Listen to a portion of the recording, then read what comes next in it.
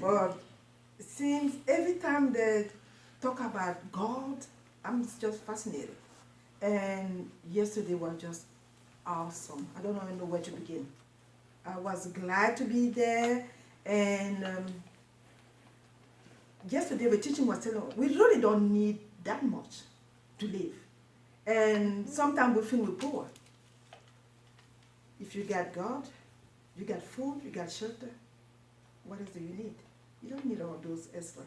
As Pastor was saying, the richer man, they're going to worry about people stealing his stuff.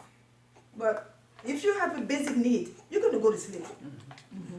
So I recommend that everybody go to that class. So it was a teaching class that was awesome.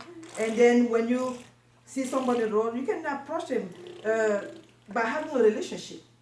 You can tell somebody to do something when you haven't had a relationship with the person. Like you have a bloom, telling people to do this, do that. Like Sister Joan, we've been friends for a while now. So I can tell her things because I know her now. But at first I couldn't tell her what. And she can also tell me things. So have that relationship with the person as we're working for God. Put ourselves there. What they tell us today, put yourself aside. So we're just instrument to win soul for God. And to win the soul, get to know that person, talk to that person. You can find somebody in the street. Just don't tell her, start telling God is this. Find out who he is, what's it probably going on. You build that relationship with the person. Yes. Then they're willing to listen to you. Just come and source and then start throwing those things at him. You won't listen. Mm-hmm. All right. Amen? Amen. Amen. Amen. Amen. I have never seen a class that time is going and people don't want to leave. That's how it was happening yesterday. It was like people would stand up to go and they look and they sit down. I was just watching everybody to see who is leaving.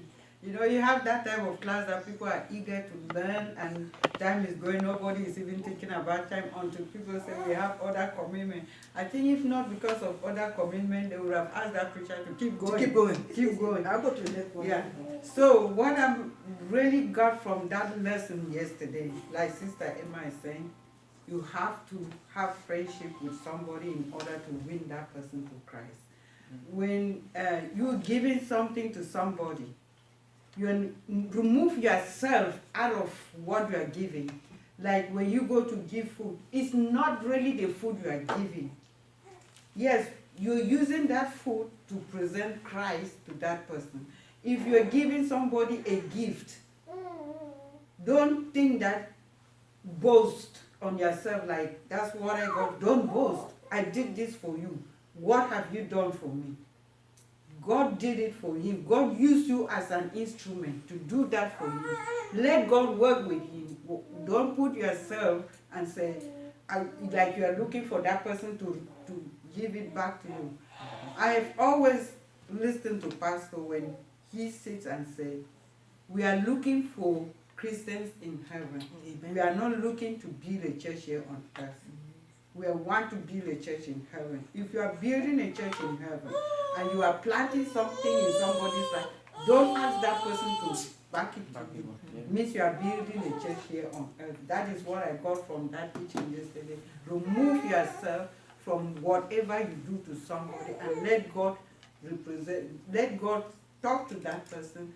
Let God use you as an instrument to bless that person. Not you standing there to tell people how much you bless him and he's not blessing you. Amen? Amen. The left hand should not know what the right hand is doing. Yes. That's